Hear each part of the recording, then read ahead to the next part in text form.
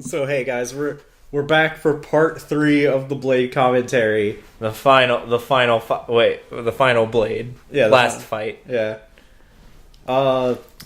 It's time for the final hand. So episode 36, Hajime gets Chalice back after he beats the shit out of it.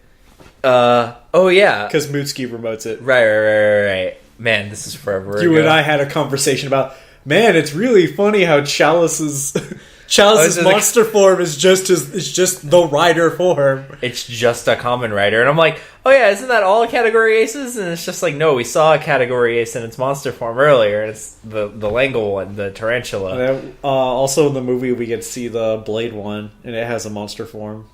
We don't see the Garen one, but yeah, we do see the Blade one, the rhinoceros beetle. Yeah. Kenzaki runs from Trial E for because he's on. I think this is when he's on his date with that girl. I think. Because Kenzaki, after getting king form. Oh right, the little girl. Yeah. Mutsuki releases a bunch of undead for no wait, then he doesn't have king. There's no way he has king form at 36. He didn't get king form till later, right? No, he has he only gets he gets king form and he uses it to beat trial D. Yeah, because for some reason they go D, E, F, and then back to B, and then they make. Well, I mean, there is a reason for that. Yeah. Mutsuki just releases a bunch of undead for no reason. No, because he's a dick. Yeah. Hajime decides that he can't go home because he's still being haunted by his Joker instincts. Oh yeah, because he's the Joker. Yeah, and then by the end of the episode, Kenzaki beats Trial E. Incinerates it where it stands. Yeah. And then the girl learns the lesson, and the moral of the story is a hero will always save you, even though a hero won't always save you. Yeah. It's really terrible because the whole thing is like Kenzaki's like, oh, you should just go home, and it's like towards the end that she's like, oh, all of my family is dead.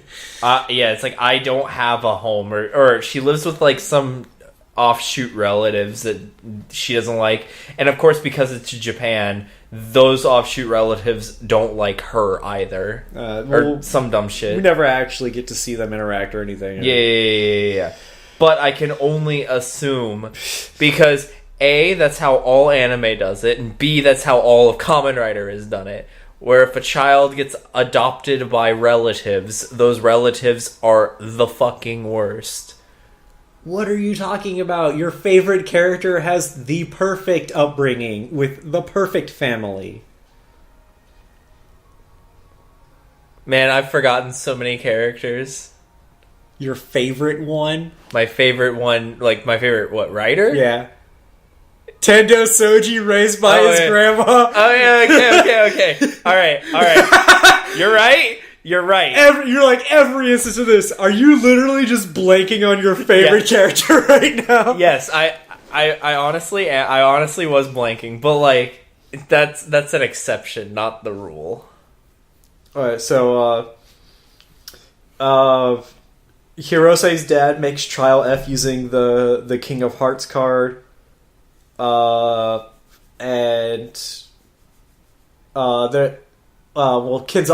and Hajime, I think it's Kenzaki and Hajime are talking, where they're like, oh, if my king form sparks such a change in me, then maybe by getting Hajime's king card, we could do the same thing. No, it's not Kenzaki talking to Hajime, like the whole, man, I forget, but the idea is that Kenzaki comes up with the idea. It's like, hey guys, what if we give Joker / Chalice his king form for Chalice, and then maybe that'll stop Joker. And everyone's just like, well, what if that just makes Joker stronger? Because the entire point of Joker is that he seals other undead and uses their abilities. And And then Kenzaki was just like, I'm gonna believe in the Hajime. Yeah, they basically... It's the same plan with Mutsuki. It's a 50-50 shot of either the king form forces a good change or a bad change. The king form will either make everything better or make everything worse. Tachibana will take care of Kenzaki because he keeps telling what's his fucking face, Hirose's dad that he'll make sure that he wants to protect Kenzaki and not outright destroy him. So he's like, oh yeah, just leave Kenzaki to me. Yeah, because what is it? Hirose's dad is just like, Kenzaki shouldn't live anymore. He kind of needs to die. And it's just like it's keeping it like a huge secret. It's like, why does Kenzaki need to die now? He doesn't actually need to die. He's just I don't know why he's being so dramatic about it. Then he was saying, hey, he made the trials to go, hey, kill Kenzaki. Yeah, it's anyway. So he deserves death for some nebulous reason. Let's see. Kenzaki trades his Rouse Absorber to Mutsuki for all of Chalice's cards. I remember that because Mutsuki is like super bent on collecting them all and being the best that there ever was, and having a full collection. Like, he's a collector now of rider cards and powers. So, but he doesn't have a Rouse Absorber, so he can't use the Absorb and the Fusion to make. He doesn't even have an Absorb card either. Oh yeah, he doesn't have an Absorb card yet. But either way, he still cannot access a Jack form or whatever until he gets a Rouse Absorber. It's too bad he never. Then Kenzaki makes a deal with Tachibana about coming with him if Tachibana just lets him. He was like, hey, if you let me give these cards to Hajime, I will give you my belt and go with you. Yeah, and then Tachibana steals the king card from Hirose's dad, and finds Hajime, the King of Hearts! Finds Hajime fighting the trial while Kenzaki's knocked out. And then he gives Hajime the king card. Hajime goes into king form and uses wild card to destroy the trial. So A1, I always forget about the existence of wild cards. So, and every time he uses that, I go, when the fuck did he get wild? Oh, right, that's his thing now. That's his finisher for his king form. Yeah. And 2, I am dead ass surprised that when the King of Hearts card showed up, we made 0 G Gundam references. Absolutely 0%. It's because the further I get away from G Gundam, the less I remember it. I'll never forget G Gundam. G Gundam is probably the most important anime to me in all of my entire life. Man, it's too bad I'm never gonna play that D&D game again where somebody vowed to make fucking Domon Kashu. No. So the joke was that they wanted to make, it's not a joke. They wanted to make like a Howl's Moving Castle out of a windmill thing. Fair. And you wanted them to with no context as to like what he actually wanted to do without having seen the image of the thing that he wanted to make. He said that he wanted to make a golem out of a windmill. That's all I knew. So I was like, so wait, you want to make a Denmark Gundam? Yeah, that's right. Oh man. They were like, everybody was like, we hate you so much. It's the best. It was the perfect plan until it wasn't. So Hajime's back. He's no longer doing the thing where he's freaking out over his Joker form. Hirose's dad reveals the fact that Kenzaki's gonna become a Joker if he keeps using King form. Mutsuki realizes he's an idiot and that he needs a Category Queen card. Then he gets called in by Hirose's dad, and when he shows up, he's told that if he fights Kenzaki, he can seal him and get a Joker card.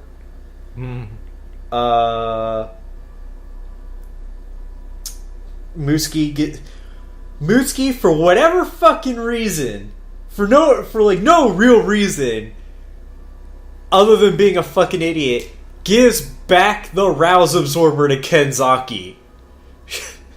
I don't get it. The entire exchange is just. His motivation is stupid, and if he were smarter, then he wouldn't have done it. Because he's always saying, "I'm the strongest rider," and then gets his ass kicked every time. Kenzaki goes berserk. Oh yeah, because he's fusing with 13 undead, and that's supposed to have side effects. Yeah, Hirose's dad wants Kenzaki to turn into Joker because it'll unlock the secrets to immortality. And then when that plan fails and Hajime shows up and gets Kenzaki to snap out of it, Hirose's dad runs away, and then he is revealed to be Trial B. So he's actually dead, and his memories were implanted into Trial B the whole time. Yeah, and it's tragic, right? No. So, for some reason, yeah. So now that Hajime is back hanging out with the family again, Mutsuki shows up and wants to fight him, and Hajime just sandbags him super hard. Oh, that's right. Because he's just like... And every time Mutsuki tries to run up on people, they're like, no, you're a punk-ass bitch, and I don't need to deal with you. Kenzaki gets attacked by Trial B. Mutsuki shows up to the Rider house and asks Hirose where her dad is, and then this leads to a whole bunch of daddy issue shenanigans where Mutsuki takes Hirose. Trial B runs away from Kenzaki. Then Trial B shows up in front of Mutsuki and Hirose and then captures Mutsuki. And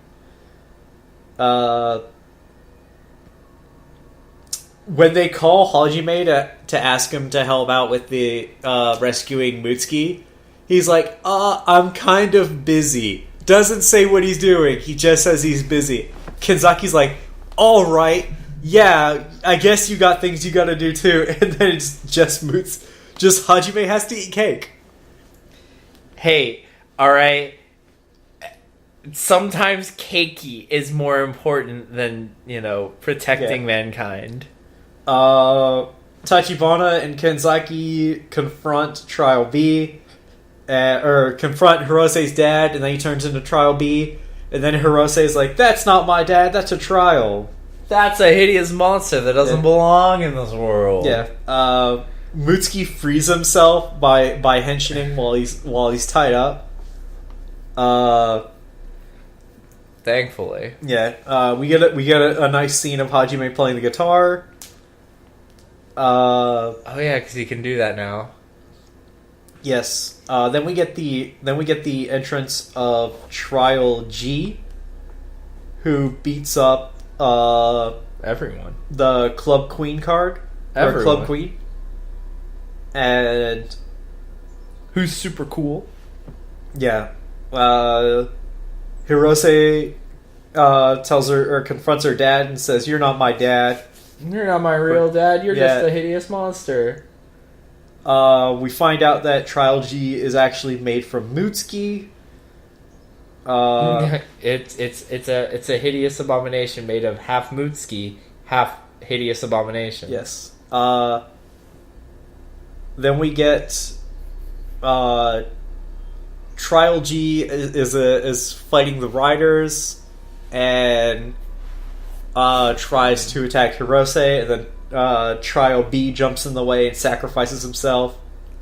He's got to be a good guy before he dies, because he's the memories of her father and whatever. And while everybody's fighting Trial G, that's the moment that we get where it's like that's the moment that me and him got, where Hajime and Kenzaki are both in king form. They do their attacks, and then Scott's like, "When did he get a wild card?" So, my first question was, why does Kenzaki have a wild card when he has the Royal Straight Flush as his finisher? And then I was just like, wait a second, this is the TV Nihon crazy-ass font and it's red, so it's got to go to Hajime. When the fuck did Hajime get a wild card? It's just like, oh, that's his finisher now. Spoilers, he'll do it again later, and the third time I'll go, when the fuck does a wild card? What? And then I was just like, every time you look, it was like me with the phone and what's her face from Ryuki? Yuri. Yeah, Yuri. Every time Yuri was on screen, it was just like, I don't care. The act of Yuri being on screen causes a reality shift for Scott. It was still the best moment when it was like, they're talking on the phone and Yui's on screen, and I go, why is he using I was like, why is he, the main character Shinji, using a payphone? He has a cell phone. And Alan goes, Scott, he is using his cell phone. It's you. He said, like, the best part is he says this while looking at him using his cell phone. I was so done with Ryuki. Like, that was the point where I was checked out of, like, a hotel. Ugh.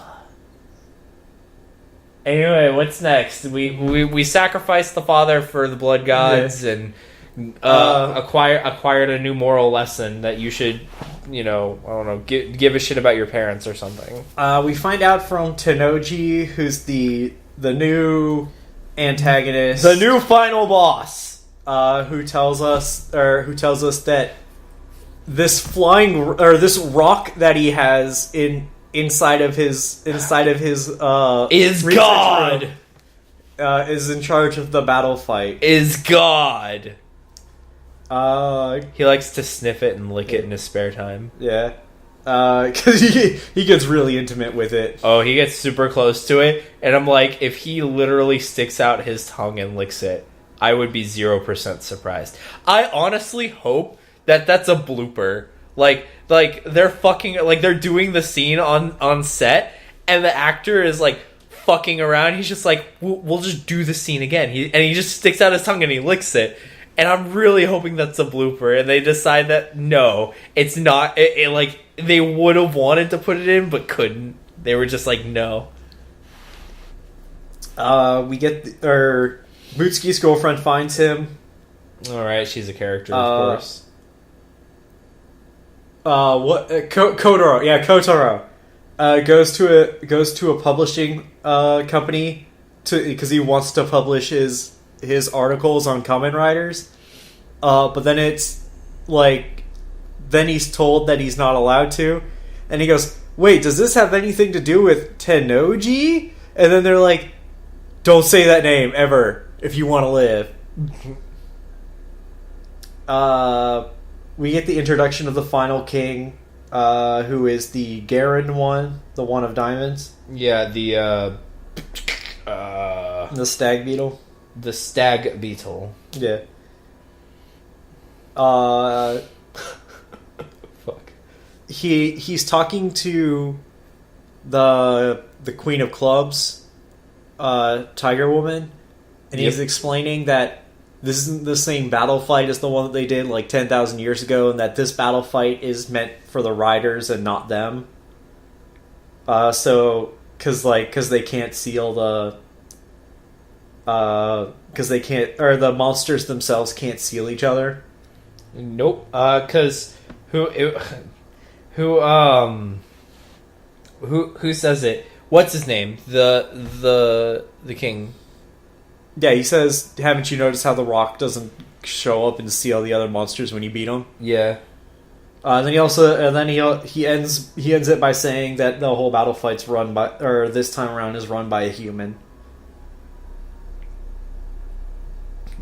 Yep. Mutsuki fights the Titan undead, and he gets poisoned.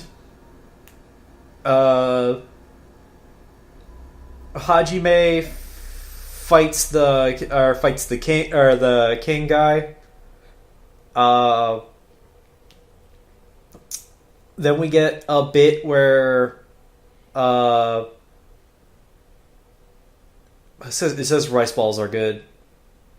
Mutsuki's talking to the queen, and his girlfriend is like, "Oh, hey, here's some rice balls or whatever." Yep. And they're eating it, and it's like, "Oh man, these rice balls are good." No, This is the second time when Mutsuki's girlfriend talks to the queen, just those two. And and the queen's like, "Oh man, your rice balls were good. I ate them with Mutsuki." They were made with love. Yeah. They reveal that Mutsuki is, because the poison is losing control to the spider undead. Again. Yep. Again. The king runs away from Hajime after getting his ass kicked. Then Mutsuki fights the club queen, and he seals her. And after he seals her, he finds the rouser or the rouse absorber on the ground next to her card. Then the guys show up and they're like, "Oh, that's Mutsuki. Oh, and he has a rouse absorber. What?" And then he uses the Absorb Queen and Evolution King combo. This causes him to separate from the category Ace, and we get a bit where he's talking to Shima, and Shima's like, "Oh man, it's good. Like you're really lucky to get this second chance thanks to all your friends. Now it's time for you to conquer the darkness or whatever." And then he gets a final conversation with the queen, something about like, "Don't be a fucking bitch. Just be strong. Just do it yourself." Yeah. Then Mutsuki using Shima's monster form fights the category Ace. And then Kenzaki just throws him the fucking king form sword. And he's just like, "Here, take this. It's dangerous." He slashes the category Ace. And then Mutsuki seals the Ace card, and now he's not controlled by the category Ace anymore. Now he's no longer born in the darkness and all that weeb shit. So now we get the next episode opens up with a scene of the guys talking, and they talk about how like, "Oh yeah, we just got to seal 3 more undead." And then Tachibana's like, "What are you talking about? There's technically 4 undead because of Joker."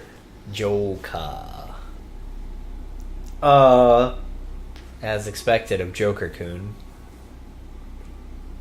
So they fight the Titan undead, and then after hitting Isn't that the one who was like, I'm changing into other people or whatever? Yeah. Yeah, that was an asshole. Yeah. Alright. Titan was the dumbest.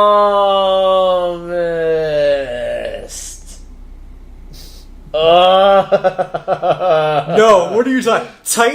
Titan's plan worked way better than it should have. It worked way better than it should have. There's this surreal scene. It's honestly astonishing how surreal this scene goes. Like, okay, so fake. It disguises itself as Kenzaki, and I don't know. It attacks innocent people. Yeah, it attacks innocent people. Everybody people shows up, and then he attacks them. Yeah, as Blade. and then he fucks off. Then they're like, oh my god, Kenzaki's turning into a monster again, blah blah blah. And Hajime was just like, Hajime has that moment where he's just like, Kenzaki is the one who saved me, so I must be the one to save him. He gets that moment. This plan, this plan would have been borderline perfect if it wasn't for the second step of the plan, which was disguising himself as Tachibana and trying to choke out Mutsuki. This plan would have been perfect if he had just done Kenzaki and maybe moved on to Hajime right after that. If he had just done those two, this plan would have been perfect. Alright, but yeah, then he disguises himself as Tachibana.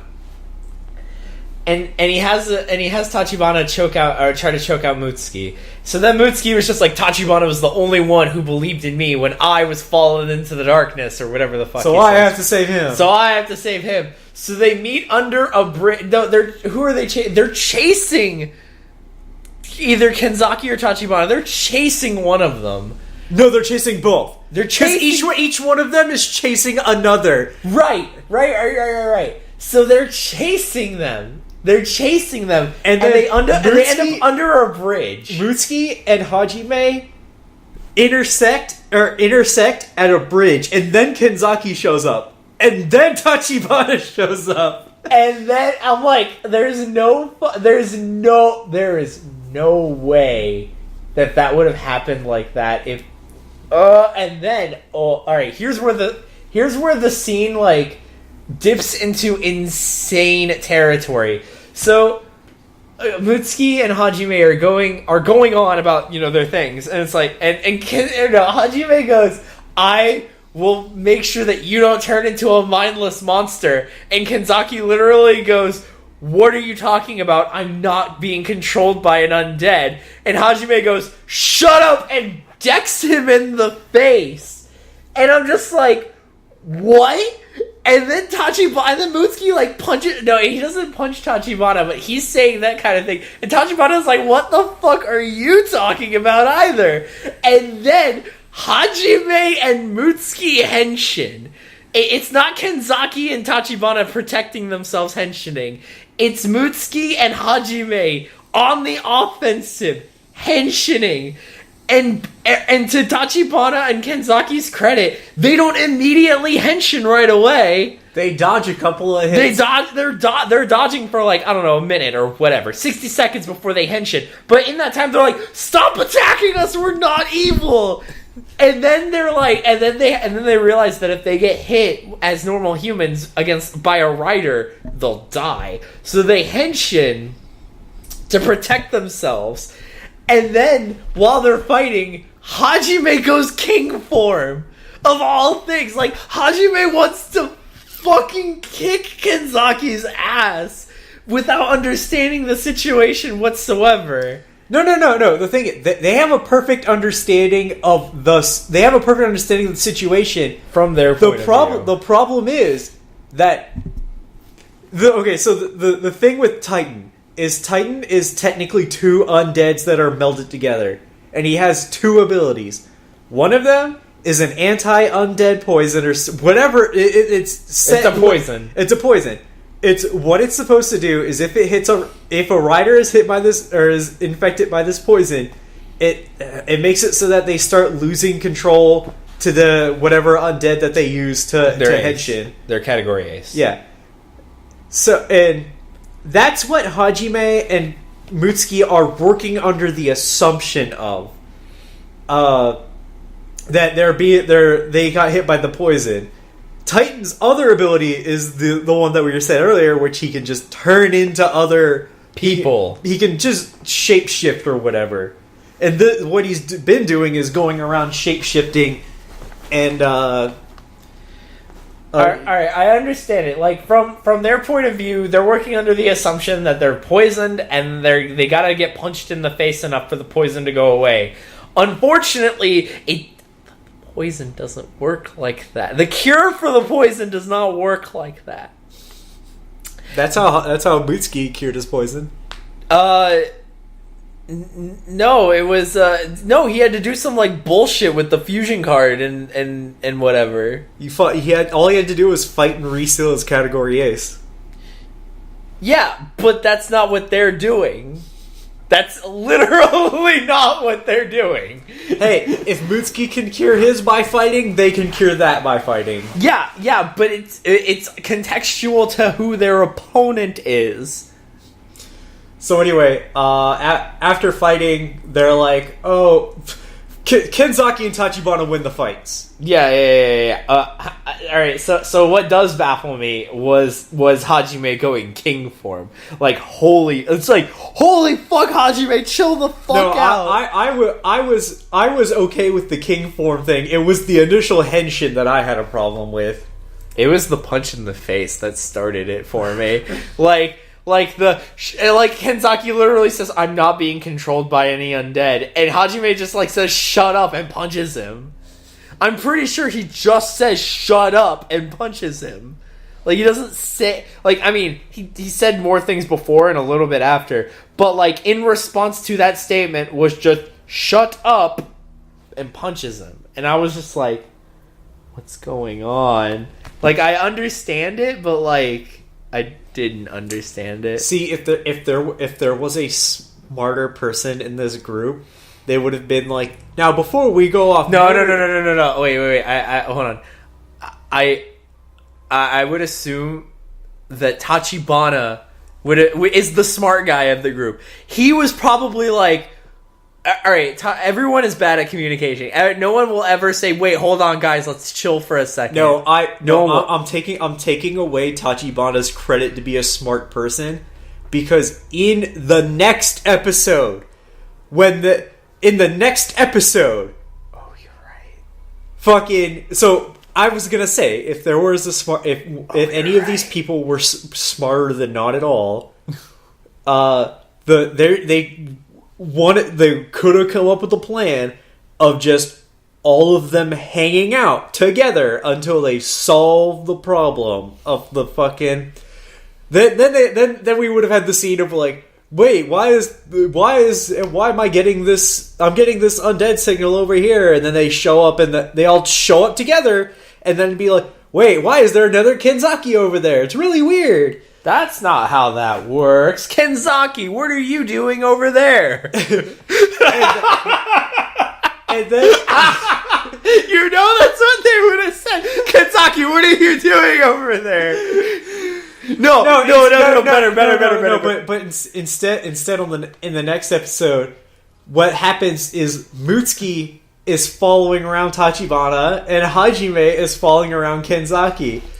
And then, rather than doing the sensible thing and being like, I'll let you hang out with me so I can prove my innocence, Kenzaki decides to be a fucking prick and contrary for no reason. Yes, so Kotaro and Kenzaki go shopping, and on their way home, Kenzaki's like, when are you gonna give up, stop following me, and realize that I'm not being controlled by the poison? Hajime's like, well, I have to be sure. And then Kenzaki squirts lemon in Hajime's eyes and runs away. And I'm just like, he's gonna run into evil Kenzaki and attack him, and then evil Kenzaki's gonna fuck off. The weird thing is that, okay, so obviously this happens. Kenzaki runs off, and then Hajime goes to chase him, finds Titan. Kenzaki. The weird thing is that Titan has a bag of groceries, which implies that he was there all along. But then we cut to Kenzaki and Kotaro with the groceries, and it's really weird because it's like, what happened? Like, whoa, did Titan go shopping? That's really weird. No, but immediately upon seeing the Titan with the groceries, Hajime is like, oh, I know what's happening now. It's stupid bullshit. No. He sees that he... Alright, so Kenzaki, earlier in the fight, got hurt on his wrist or whatever, and it got bandaged up, but Titan doesn't know about the bandage. So when Hajime sees that he doesn't have a bandaged hand, he goes, Oh, I know the thing. I know the thing. Yeah, and then they decide, and then they make a plan and decide to be smart. They decide to make like that crazy plan. Yeah, so they send out the text, the mass text to everybody telling them the plan, and we get there is a bit where before they get the text, Tachibana just as Mutsuki's following him just speeds off into the distance, and then Mutsuki's like, "What?" And then he gets the text, and then that scene turns into kind of pointless.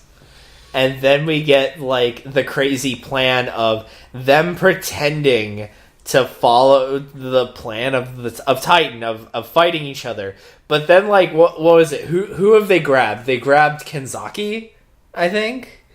They have Hajime pretend that he's losing control of his Joker form. That's it. So they all grab... So then they have Mutsuki and Tachibana grab Hajime as Joker. And I'm like, this is really weird. This Joker shit's coming out of nowhere.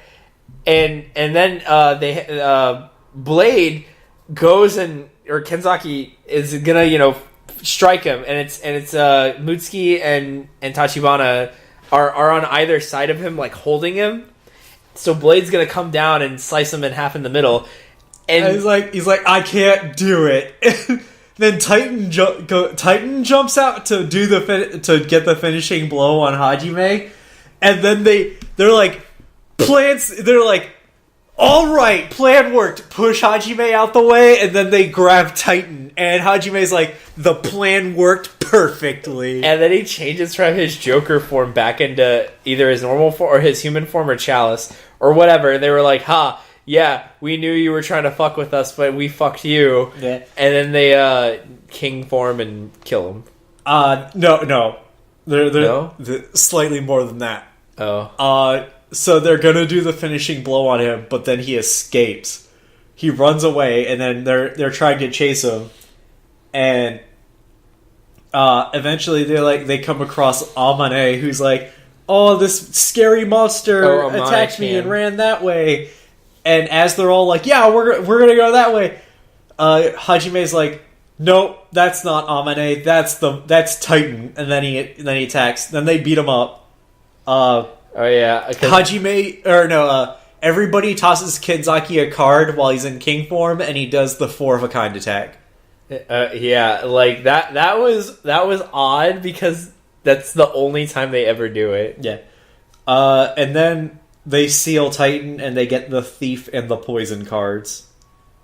Yep. Then we get the discussion about how there's 2 undead left because King and Hajime, and Tenoji reveals that he has another Category Ace card, the 5th ace, found in every deck of cards. Tenoji uses the rock to turn his fake ace or his fake Category Ace card into a real undead. Fuck yeah, humanity, creating undead, winning wars. Yeah, this new Category Ace just has the Cerberus. Just has the ability to seal other undead. That's its gimmick. Yeah. Mutsuki wonders if it's possible to live peacefully with all the undead. Mostly because most of the things that he has sealed in his deck are things that are people that he likes. Yeah. He has a deck full of people that he likes. Like Shima and what's-her-face, the queen. Kenzaki not that ace asshole though. We get the scene where Kenzaki's checking his bank account and he finds out he's broke, which I was really confused about because I had assumed the whole show that he wasn't getting paid at all. That's correct. Hajime is lured out by the new ace, who fights him and steals all of his cards. Because on top of being able to steal other undead, it can just steal cards from you, even if you're not using them. Hajime returns to being Joker. The ace attacks Mutsuki. Mutsuki uses remote on the mammoth or the Elephant Jack card. And they're kind of beating it up until it decides to seal the Jack card and take it. Then it steals all of Mutsuki's cards. Kenzaki shows up and beats that ace. Tennoji says, "Hey, you should." Tennoji shows up and they're like, "Oh, it's you, Tennoji." He goes, "Yeah, give me back all my stuff, the cards in the rider belt." And they're like, "No." So then he just seals the ace card and leaves, or the new ace and leaves. Yep. Then the Diamond King shows up and talks to Tennoji about stealing the ace card so he can seal, or taking the ace card so he can steal Joker. But then Tennoji is like, nope. Pulls up his sleeve, has a weird contraption just attached to his arm. Oh, it's not attached; it's fused with his arm. Yeah, he inserts the ace card, and then he becomes he fuses with the undead. He fuses with it. He doesn't become a new rider. Yeah.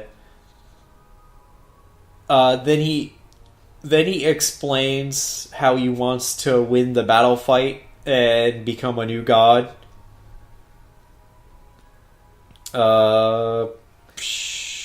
Changes the world. They give Hajime back all of his cards, and then they said, "Oh, some shit happened," and my note just says Hajime understands everything.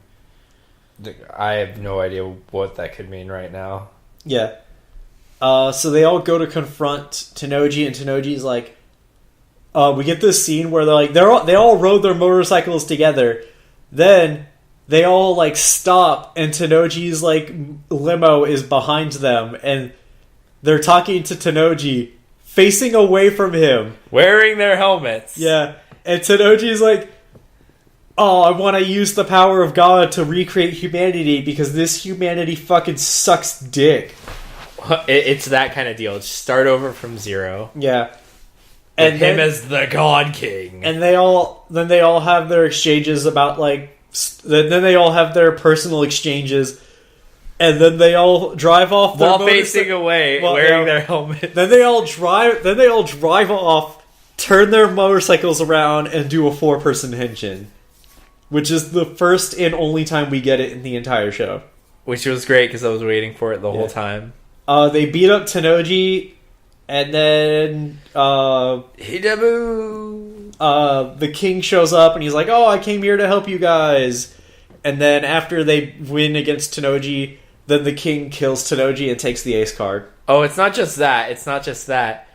Tennoji is pointing out the fact that they need to seal him, otherwise the war. He knows that if Joker wins, the world will be destroyed, and he knows that the king is there, or the king of diamonds is there, and he's just like, "All right, guys, seal him! I got him!" Ah! And then the king just kills Tennoji, because he's an old man, weak and defenseless. And they're like, "How could you kill him? He was a weak and defenseless man." Ignoring that 5 minutes ago, he was literally trying to murder everyone and everything. Yep. And then while they're investigating the building where Tennoji had his base of operations, they find the Godstone, and the Godstone just fucks off in a giant light. My note says Hajime. Oh yeah, Hajime wants the battle fight to go on, so he doesn't want to seal the category king card, or the eight King of Diamonds. King of Diamonds. He doesn't want to seal the King of Diamonds. He wants the battle fight to go on forever, so that there's no stupid fucking reset shenanigans. So Joker doesn't do the thing that Joker does. But the king was just like, "No, we're gonna do this because humans suck, and I want to kill them all." Yeah. Then the Diamond King explains to him like, "Oh, I couldn't seal you at that time a long time ago because of No. The problem was that he couldn't seal him in this battle fight, because in this battle fight, if an undead beats another, he says the reason I couldn't seal you before, the fight that he's talking about is a fight that they flash back to that happened before the show started when they were in the mountains. Right, yeah, that's what I'm talking about. He's like, oh yeah, I couldn't seal you before because in this battle fight, if an undead beats another undead, we can't seal each other. The Godstone won't show up. But now I have this, and he's got the Cerberus Ace card. He's with this, I can seal you. Yeah, and then I can win. So then we get a flashback to the mountain scene, and it turns out that the husband of the family was there, and no, it's not that it turns out. It's the fact that we realize the context in which Amane's father died, and it was during a fight between Hajime as Chalice and the King of Diamonds. Like, Hajime's sword, Hajime parries one of the Diamond King's swords, and it flies off and impales Amane's father in the stomach. And then that's how we get Amane's father giving the picture of his family to Hajime, and thus having Hajime meet Amane. I was gonna explain that, but you cut me off like I was already wrong before I got there. No, it's because you said, "Oh, it turns out that the father was there," and it was more like it turns out that the King of Diamonds was there, because we knew that Hajime and the father were there in the mountains. No, well, I'm saying that the sequence of events in that flashback is the fight happens, then it turns out that the father was there, and then it turns out that's how I was gonna explain it. Oh, man. Well, either way, that's how that went down. Then the riders show up and they try to protect Hajime. I'm honestly surprised that in that scene where the King of Diamonds is talking to Hajime in his room about that Amane didn't... where it didn't have that thing where the child overhears the horrible truth. She doesn't know. She never knows the truth, even at the end of the series. Oh yeah, by the end of the series, she never knows anything about Hajime other than that Hajime is Hajime. Yeah.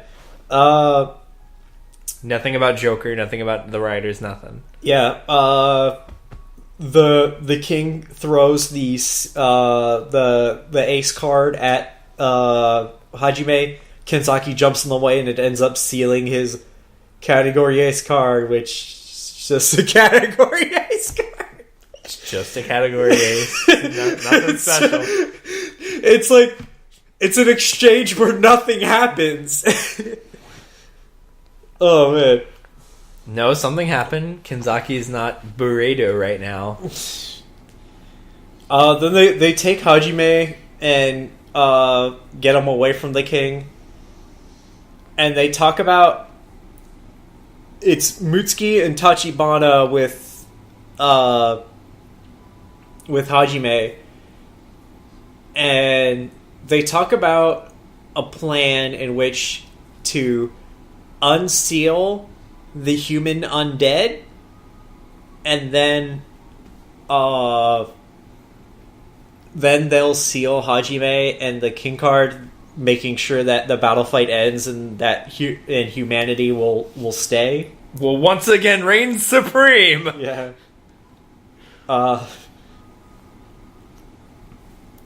Then Hajime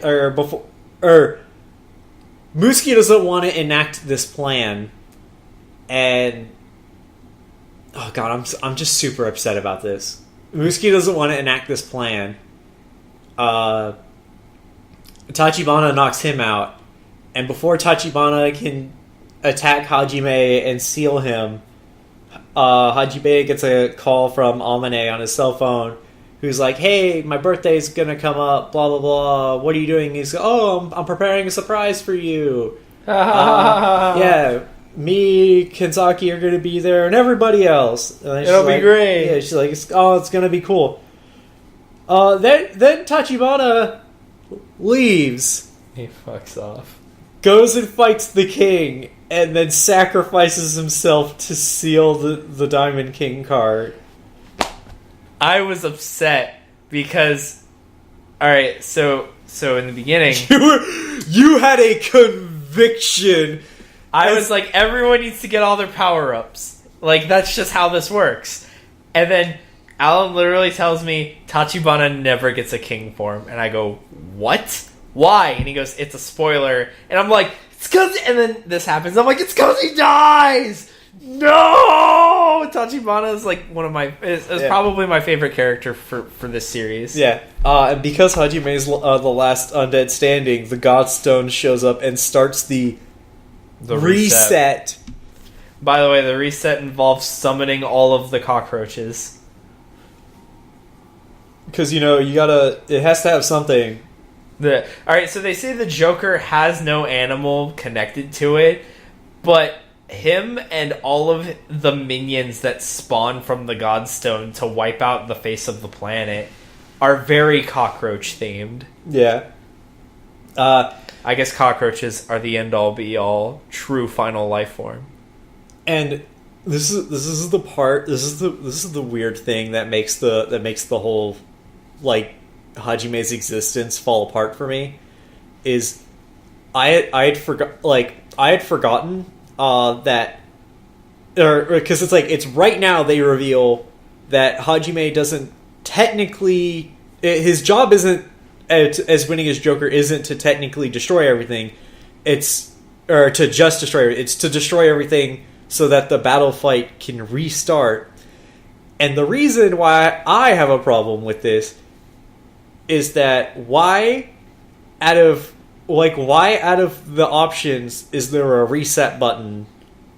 And it makes no sense to me. Because oh god, it's so... I think it's stupid that there's a fucking reset button. No, I got it. I understand now. It's a second chance for literally all of the eliminated players. But they get a chance every 10,000 years to do this! The battle fight happens every 10,000 years! They all get a chance to do it again and again. No. It's because the Joker always wins, I thought. Well, or something like that. No! It's the battle fight just happens every 10,000 years. I don't know what to tell you. It wasn't supposed to happen this time. Because if your logic is that the only reason the battle fight happens over again is because of Joker, and it's like, then why are we having? Or it's like, then why would we have why would there be a battle fight now? It's because Hirose's father was an idiot. All right. So, Hirose's father was just like, oh yeah, I'm gonna awaken one undead to figure out how immortality works. And then everyone's just like, no, Hirose, don't. They try to hold him back. So then he goes, I'm gonna do it! And then he grabs the whole deck of cards instead of one and shoves it into the reanimator machine. And then all of the undead are awakened. Like, what? There makes no sense that there should be a Joker in this fight. It makes no sense that Hirose's father would grab the whole deck of cards. Hey, they were trying to stop him. He just wants to know the secrets of... He wanted to awaken one, and then they suddenly awaken all 53. Hey, there was a scuffle. A lot of things can happen in a scuffle. We cut to 1 week later, where all the Dark Roaches are killing everybody. So fun fact about the Dark Roaches: Alan was the one who said we can't call them cockroach. Or I was like, we'll just call them cockroaches, and Alan was just like, we can't call them that because he has no creature. And then immediately after that, they decide this TV show did not give me a break, because as soon as I was done saying this sentence, man, those Dark Roaches fucking suck. It was great. Literally, he says that. He's just like, what? It wasn't like a scene transition or anything. Somebody just says it immediately after I'm done saying that sentence. We can't call them cockroaches because he doesn't have a creature associated with it. Well, those Dark Roaches are a menace.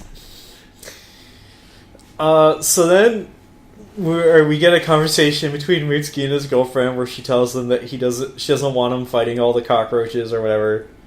It's a losing battle. There's literally infinite of them. Yeah. They're endless spawning forever from the Godstone. Yeah, on a beach. I'm somewhere. on a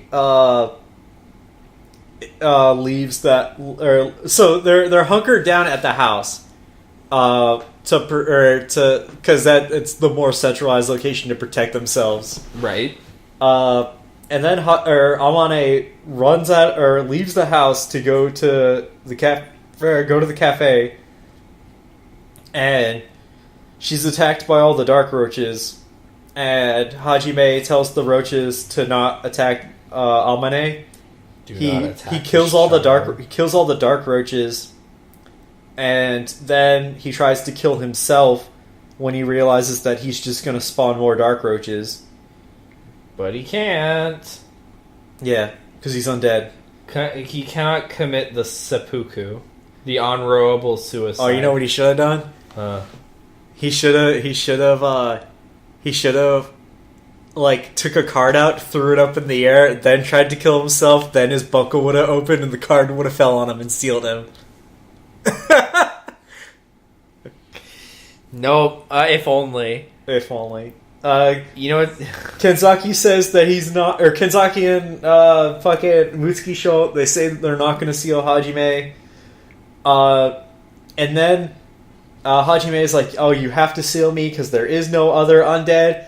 And then Kenzaki is like thinking to himself, like, "I got it!" No. And then No. Are we talking about the remote thing or the other thing? No, we're talking about the other thing. Okay. Before we get this, okay. Before we get into that, I want to talk about the remote thing. No. Well, I'm talking about this now because the remote thing happens right after it. Oh, does it? Yeah, it does. Oh, okay, go on. Hajime, fucking Kenzaki is like, "Wait a minute, I got it," and then he wipes the blood off his cheek, and then on his cheek in blood is just a J. The most symbolism ever.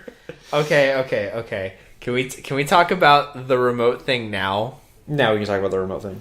Okay, so at some point during all of this, Kenzaki's just like, "Mutsuki, use remote, summon another undead, and the battle fight can continue." And it's like, "Oh yeah, don't we have a whole bunch of undead that are our friends now?" And it's just like, "No, once the battle fight has been decided, you can't remote any more cards." And it's just like, you guys had all the time before sealing the king to figure this out. And just...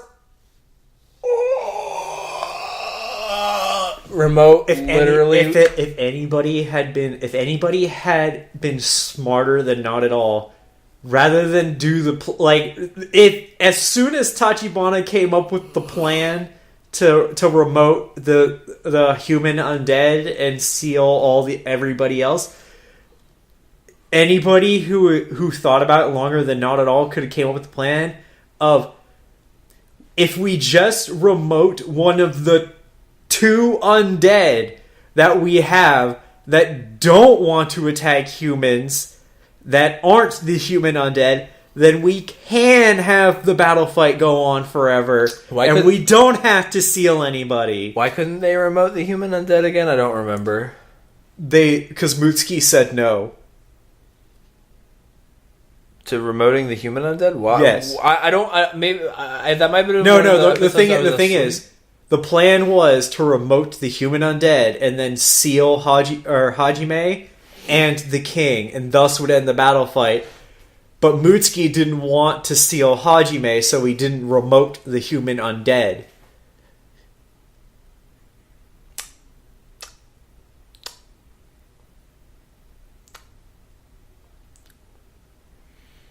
I was definitely asleep for that. Yeah. I'm glad I slept through that. That sounds like a dumb thing. Yes, because immediately after they had this conversation, I said, Mutsuki, just remote one of the two undead that you have in your deck that'll fucking not attack people.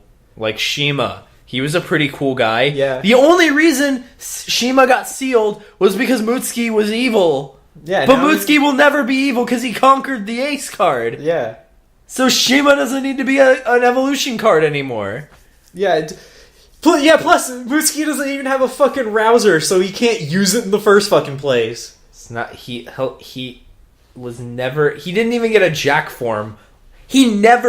Langle never got an upgrade form. He never went into a Jack form or a King form. Which is also impressive because he was still strong enough to go toe-to-toe with everyone else. Oh no, he got his ass kicked every time somebody used a super form on him.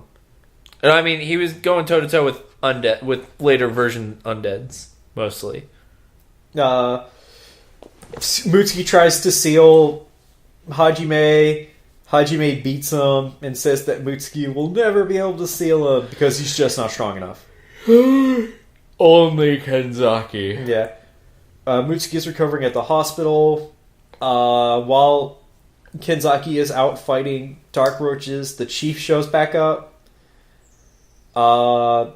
Then when fucking Kenzaki is about to be attacked by a bunch more dark roaches, because he let his guard down, Tachibana shows up and saves him. Turns out Tachibana's still alive because the chief showed back up and saved him.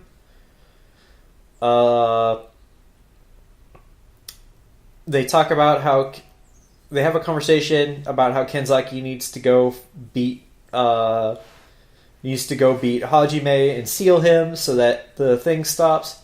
But Kenzaki says he's not gonna fight Hajime because he's fighting all the dark roaches because he's waiting for something to happen. Hajime talks about how he accepts the fact that he's Joker in front of Kenzaki. Kenzaki fights him, and then the chief reveals that Kenzaki plans on becoming the other Joker, so that there's technically two undead and the battle fight isn't finished. In the middle of their fight, Kenzaki becomes the Joker, and Kenzaki says that he's going to leave and never return, because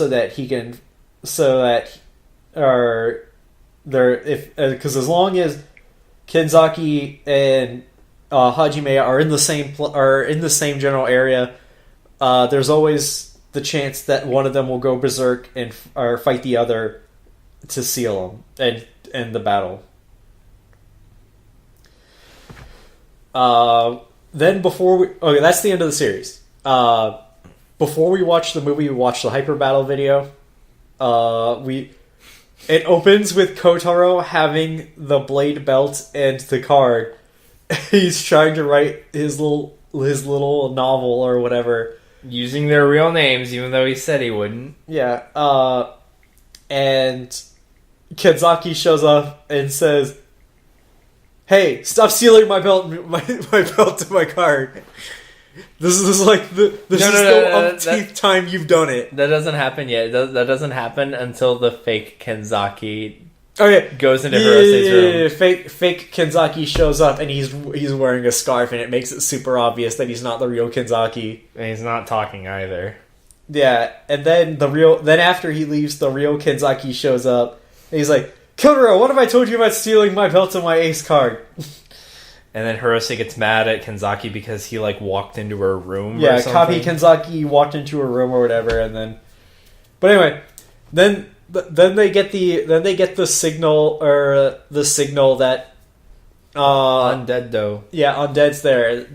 Tachibana, Mutsuki, and Kenzaki show up, and they're like, "What? There's two Kenzakis." Yeah, it's Blade fighting a Blade with a red scarf attached.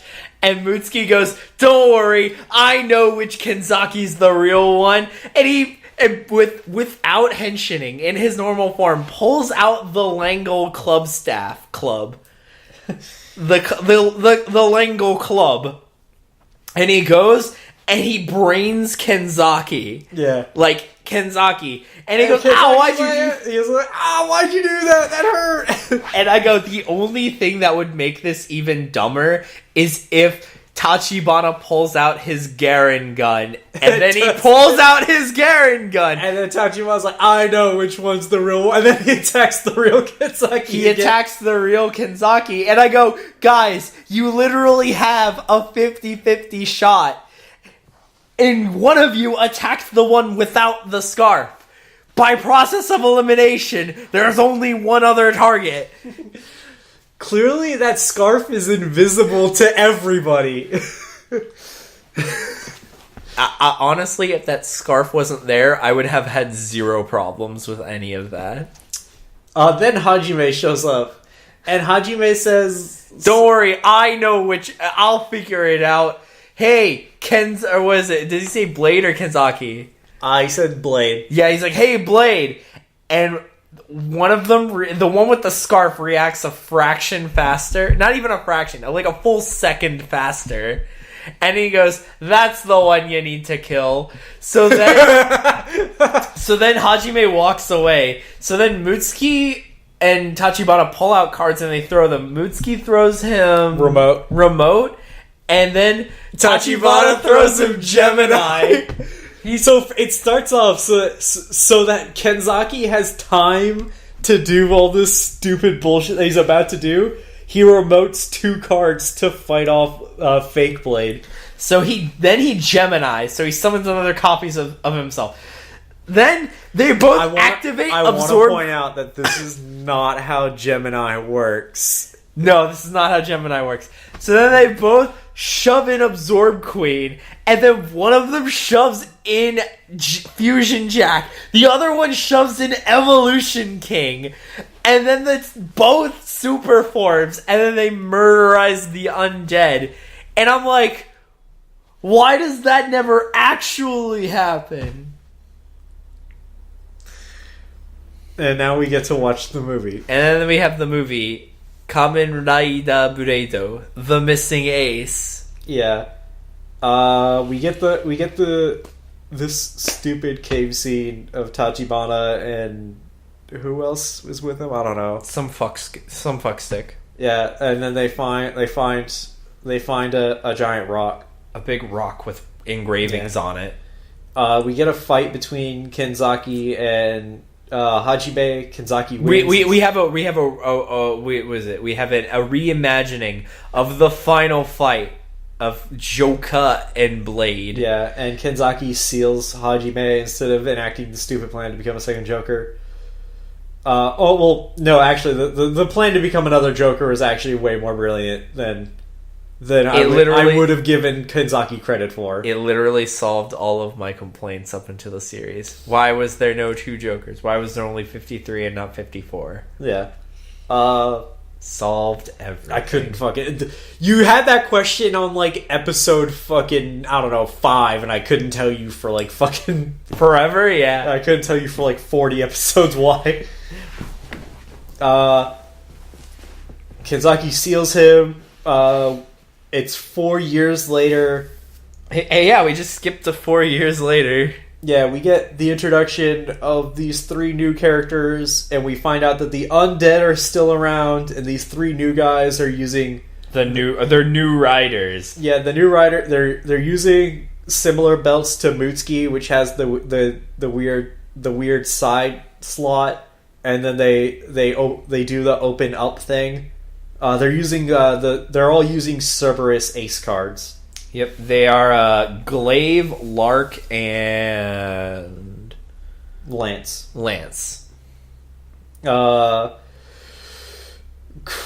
After they seal after they seal that undead, we find out that Kotaro ended up selling the book and becoming super rich. Kenzaki is super poor because now he works picking up trash. He's a garbage man. While they're hanging out, or Kotaro picks up Kenzaki, and while they're hanging out, Kenzaki asks him why he's like, "Oh, you don't drink milk anymore?" And he goes, "Please, I have a refined taste now. I drink wine." By the way, every time Kotaro drives his car, he presses a button and the license plate changes to Gold Boy. Golden Boy, yeah. We get a cut of Mutsuki going to a job interview, and we get our cameos from the last series of Kiba and what's his fucking, I don't know, the Takuma, which was one of the Orphanox who was a smug snake asshole jerk. No, not or it wasn't. It wasn't Takuma. It's the guy who was running Smart Brain, the businessman one that we really liked. because he was the one in charge of Smart Brain before it. Wait.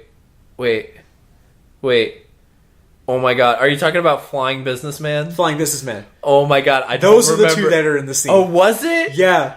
Oh, all right. So the two people conducting Mutsuki's interview are Kiba and the Flying Businessman guy. I honestly can't remember his name right now. Holy crap! They're as they're interviewing Mutsuki, they get into a fight with each other, and they start taking off their jackets and they throw down. It's great. And Mutsuki is trying to figure out should I break them up, or should I just sit here and hope my interview goes well? Kenzaki and Kotaro show up. They show up because they're trying to gather the people so that they can invite them to Amane's 14th birthday. Yep, she is no longer small child. She is medium child. Mutsuki says, "Oh, I don't want to talk to you guys because I want to forget about being a rider," and then he leaves. They go talk to Hirose. Hirose is like, "Oh, I'm engaged now. I'm too busy to go to the party."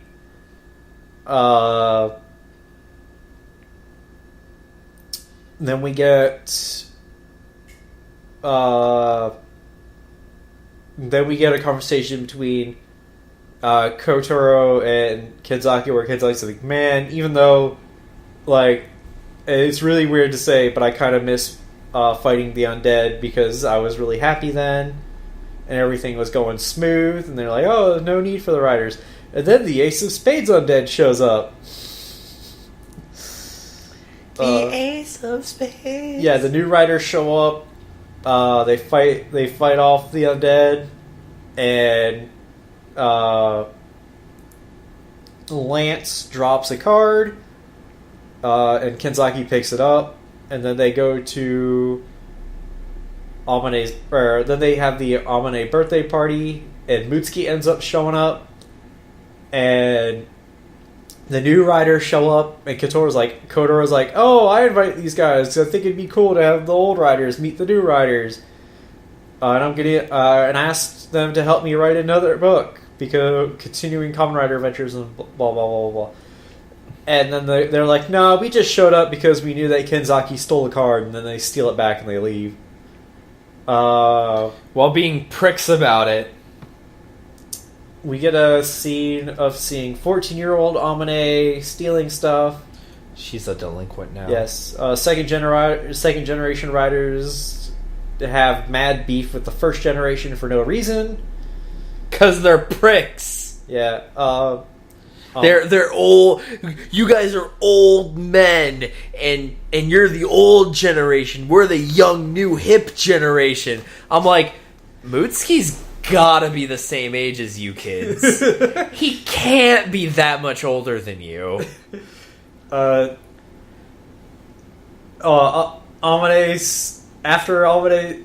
steals stuff from a supermarket and she gets caught.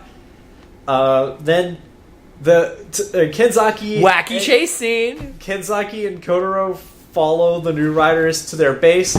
And then we find out that Tachibana's in charge of them. It took me way longer to figure out that was Tachibana behind the sunglasses and business suit. Yeah, he comes out and they're like, "Tachibana, it's you." And Alan is just... I'm in the kitchen as they say this. So I come back and they don't call him Tachibana for the rest of the scene. So I don't realize it's Tachibana.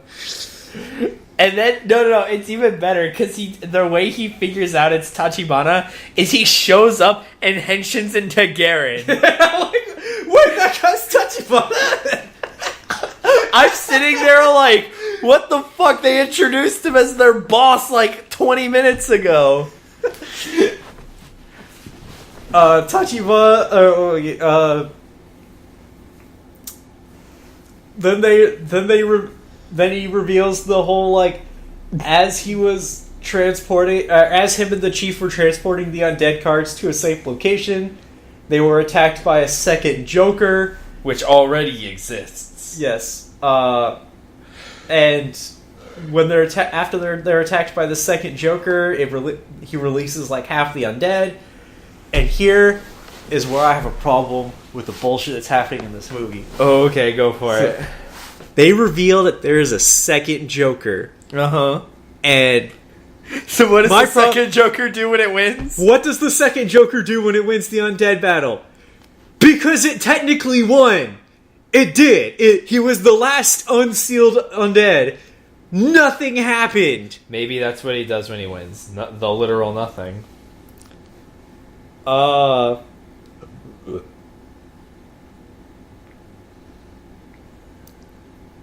Amane is talking about how... Or they pick up Amane from... Kotaro gets a message saying that Amane was arrested, so him and Kenzaki go to pick her... Or go with Amane's mom to go grab her from the... police station. And as they're driving down the road, Amane's like, man, fucking nobody cares about me ever since Hajime disappeared 4 years ago, whatever. Then I'll never trust another person ever again. Then she hops out of the car and Kenzaki follows her. They end up at an arcade where they're like hanging out. And as they're leaving, they're attacked by a bunch of white roaches and a couple undead who are like, "Oh, that's the girl! Get her! Get her!" Yeah. Then the new riders show up, and Mutsuki shows up.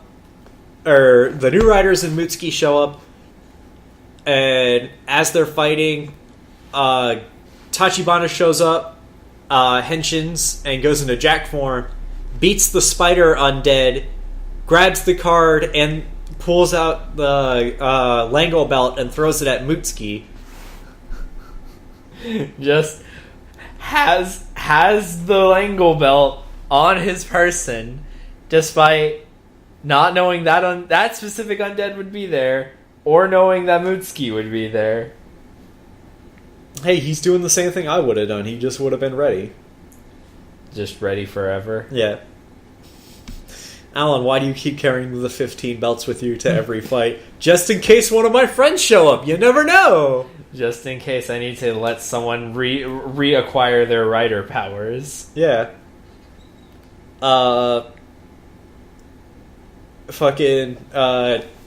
Then Tachibana saying, or then they have the meeting at the underground bunker inside the base, and they're like, "Oh, this is the thing that Joker's probably targeting. It's a giant stone slab that'll once you have all the king cards, they make a vanity card which goes into the stone slab and gives you the power to be God, because the human card that won it last time, it did not accept the power of God.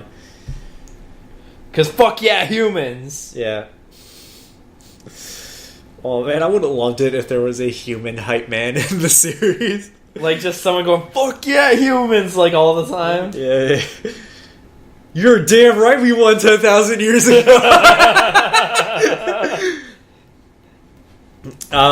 Human ingenuity. Okay, Tachibana gives Kenzaki back his belt and all of his cards, minus his missing ones. Did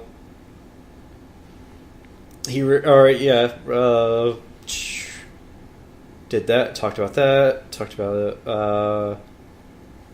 Then Kenzaki goes to talk to Hirose, wanting to get her back involved in the undead hunting, and she's like, "No, I don't wanna. I'm getting married." Yeah, then she gives Kenzaki the software for the undead tracking.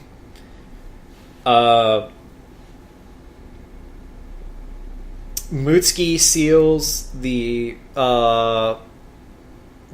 Kabuto undead and gives it to Kenzaki. And then after Kenzaki henshins, or after that, the new guys show up and they want to beat up the old guys, and then Kenzaki henshins to fight, and then a bunch of undead show up, and during this exchange, Kenzaki seals the slash card. Then the new guys beat up I think it's the Spade King. Oh, it's one of them, Spade or Diamond King, and then they seal him.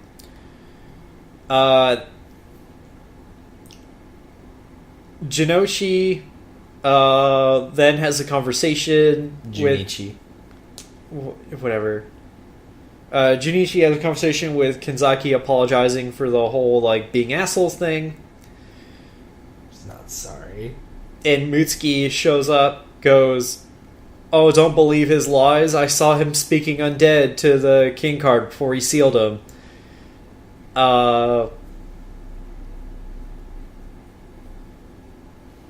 And Tachibana's like, "Oh, that's because he's been studying the undead language since we hired him on." Which makes no sense. Yeah. Then we get Lance fighting Shima and seals him, and then immediately after that he's attacked by White Joker and killed.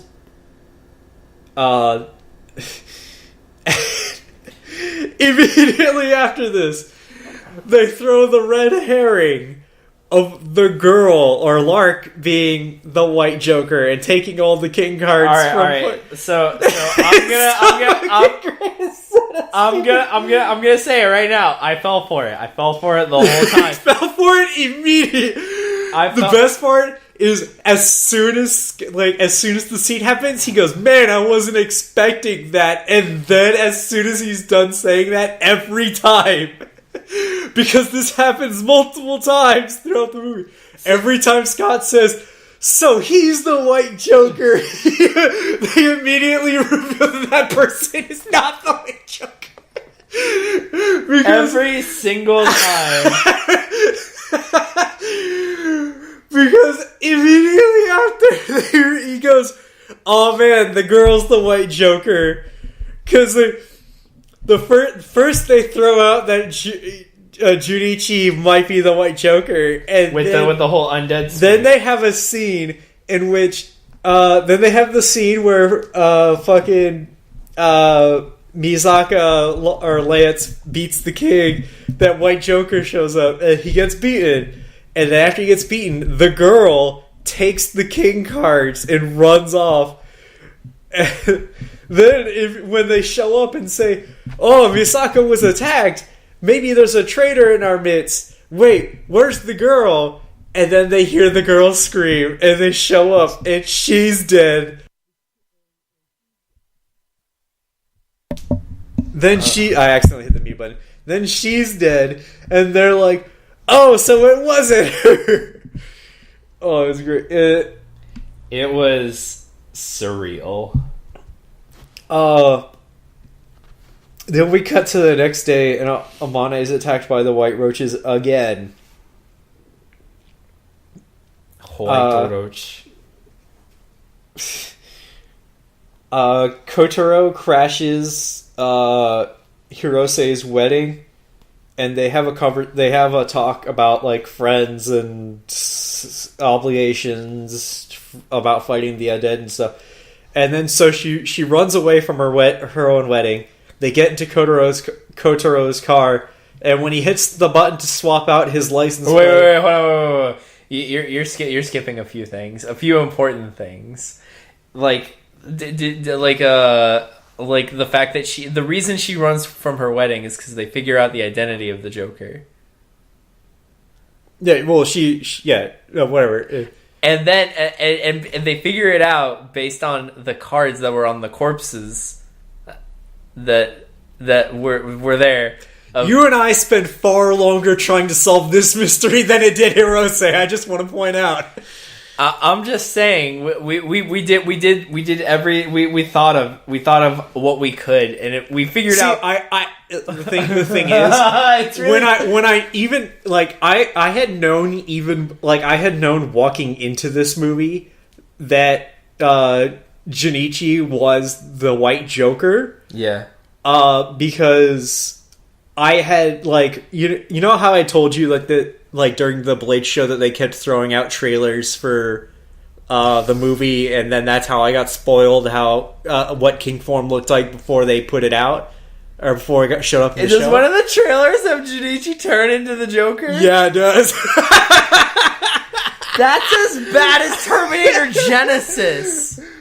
Oh man, so I'd like to point out that the entire point of how she figured it out was Jack and 4, which is she, so JS Junichi Shima, which is his name. So, fun fact, Alan and I went with numbers, and I'm go, oh, it's him because Jack is 11, which is Juichi, which is close enough to Junichi, and 4 is she, so it's gotta be him. And I was right, but for a completely wrong reason. Oh man. And then while they're running away from Hirose's wedding to go and reveal who the white Joker is, that's when Kotaro goes, wait, stop, let me buy a glass of milk. And it's just like, it's Kotaro again. This is our boy. He's got the milk. It's not that he goes to buy the milk. It's he presses the button on his card. No, he buys the milk, then he presses the button to turn it into Milky Boy. I don't think. Did he stop? Yes. Because that's really stupid. Now, are you kidding me? You forgot where he stopped a delivery man and bought a bottle of milk from him? I wasn't paying. I was writing notes. I'm gonna tell you right now that happened. But yeah, he hits the button on his license plate switches. That's why it turns into Milky Boy, because he gets the milk. And he buys a glass of milk and drinks it, telling us, the audience, that this is the Kotaro that we know and love. I like Rich Kotaro better. This is the true Kotaro that we know and love. The Milky Boy. Then, Oh, and while this is happening, while they're trying to figure out who the true white Joker is, they have the red herring of Tachibana acting really fucking weird around Amane, but then he's not white Joker.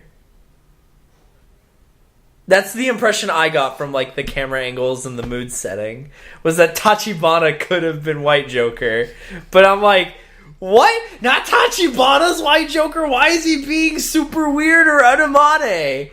In acting like a villain. And then it's just like, no, that's another red herring. And I literally fell for every single red herring they dangled in front of my face. All of them. So while Kenzaki is fighting the white roaches, Tachibana takes Amane, and then Tachibana figures out with no clues the reason why all the undead are targeting Amane. Some crazy dumb bullshit that has to do with the fact that her father was the one who broke a seal, and it needs the life of the one who broke the seal to acquire the god power. But because he's dead, Amane is the next best thing, apparently, because blood. I don't know. Whatever. Yeah. And he says that he explained this in a very menacing way, which leads us to think that maybe he's evil, but then he's not. They're attacked by a bunch of white roaches. He henshins, protects her, and then Junichi shows up and then he turns out that he's the white Joker. There's that. It's like they threw the Tachibana red herring out, and you're like, wait, is it Tachibana? This twist is great. And then Junichi's like, no, it's me. you fell for it.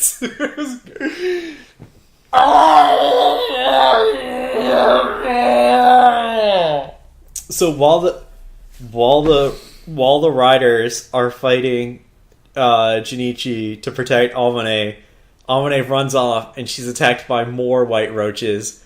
They hear her scream, and Kenzaki takes the fucking Joker card, or the sealed Joker card, away from Junichi, and says, Mutsuki, remote this! And then Mutsuki remotes it, and we get Hajime back. Hajime's back! I was hoping that would happen. It seems super obvious. See, like, Alright, a lot of problems in this show are created by the existence of the remote card. Like, a lot of plot holes. Like, remote as a card is interesting. Unfortunately, it causes plot holes. It literally just by having existed, there's a lot of things that could have been solved that weren't. Thanks to the power of remote. It's like... So White Joker runs away. Then Hajime, after having saved Amane... by the way, she's unconscious. Yeah, she's unconscious. So she doesn't get to see super Hajime. important that it's super important. Junichi shows up, and then they both fight each other. Junichi beats him, and then... Joker on Joker action. Yeah, and then uses the vanity card to seal Amane so that he can get the fucking... Super God power. Super God power, so he gets the Super God power. And he turns into a giant mech. Now he turns into a giant flying cockroach.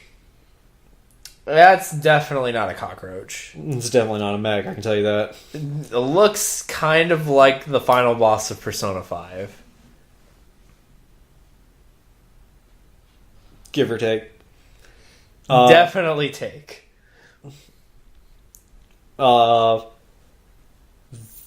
Hajime, then while the world's ending, and fucking Mutsuki and Tachibana are trying to hold off the apocalypse. They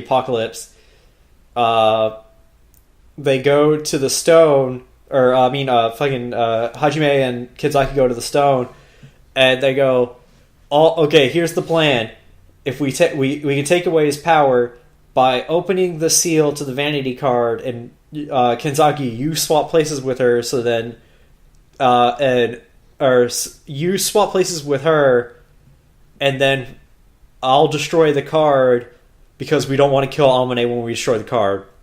That's the reason why they want to do the switch. And then when Kenzaki goes to do the switch, Hajime pushes him out the way, and then he does the switch, and he tells Kenzaki to kill him. Kill me! So Kenzaki kills him, and thus sealing the power again.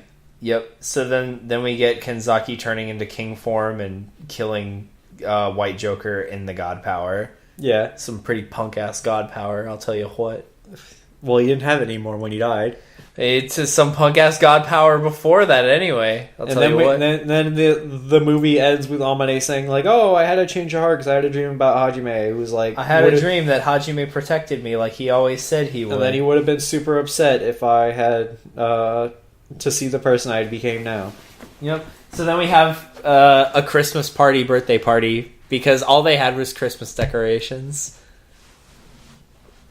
So I'm gonna tell you right now that all this shittily written sad ending things that happened in Blade make me miss the shittily but still written better good endings that we get in other Riders series that come later.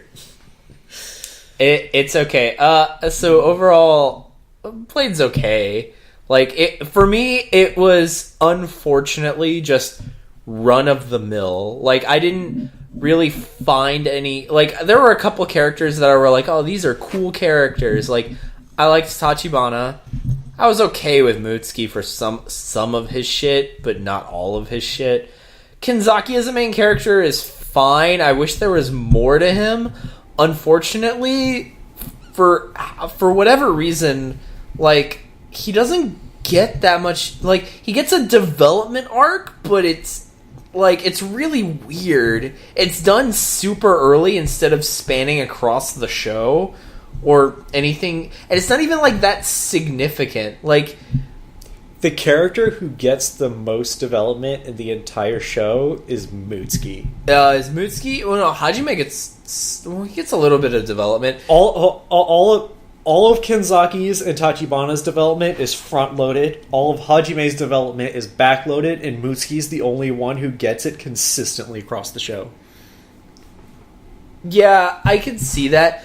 The problem with front-loading Kenzaki and Tachibana's is that, alright, with Kenzaki, his character arc is super early, and it's also, I don't want to say insignificant, but it's like he doesn't really need to.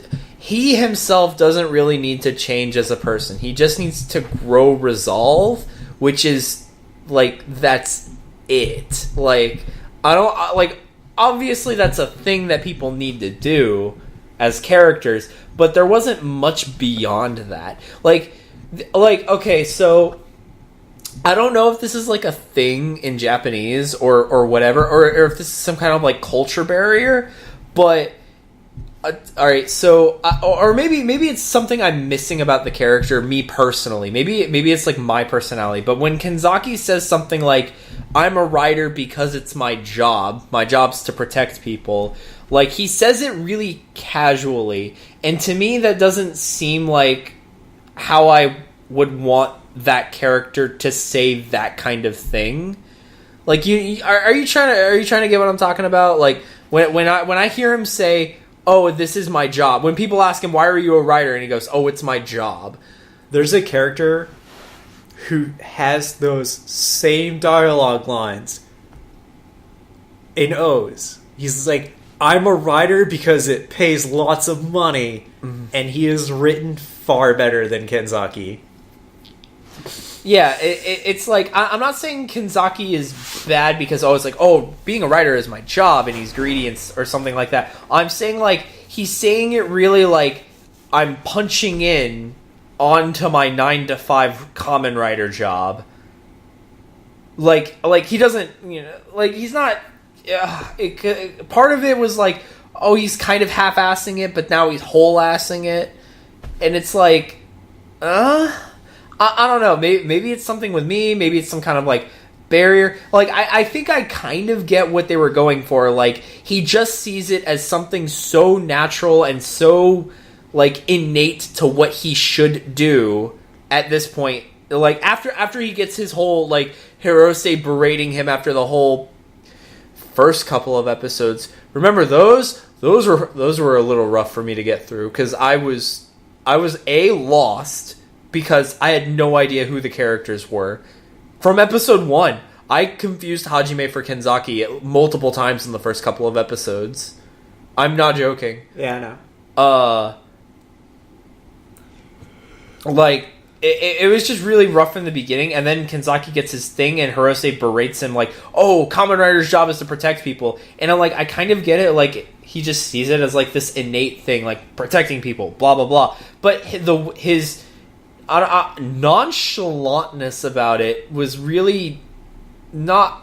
It bugged me. Like that's the whole point. Kenzaki bugged me as a character because he didn't have much of a character. Like he was a goofball like Shinji, but he at least I'll give Shinji credit. Like he was a character. He had his moments and his things. Like Kenzaki was just like, I did. Like early on, he was like, I don't have a lot of friends, and I find it hard to trust people. But then he's trusting people all over the fucking place because Kotaro gave him a house.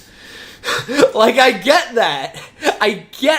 Like, but he says I don't trust people, but then he gives everyone he meets the benefit of the doubt from then on, and. I don't know. It felt too sudden because he starts immediately trusting Hajime in the beginning.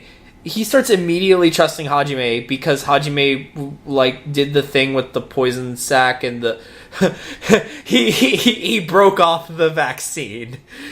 No, the antibodies. He broke off the antibodies.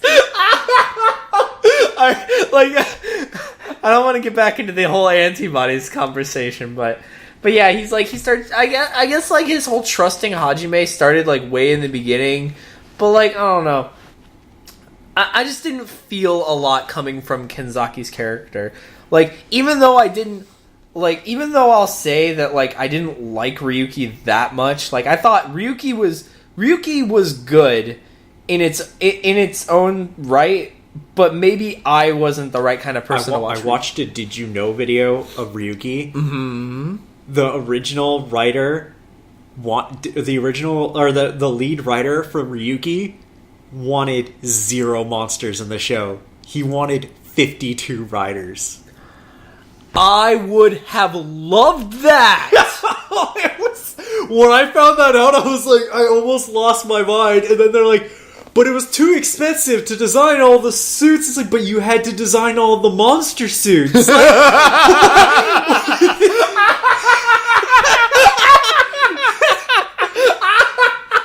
Granted, they had to design like probably like 10 less monster suits than they would have rider suits, but still. Yeah, I know what you mean.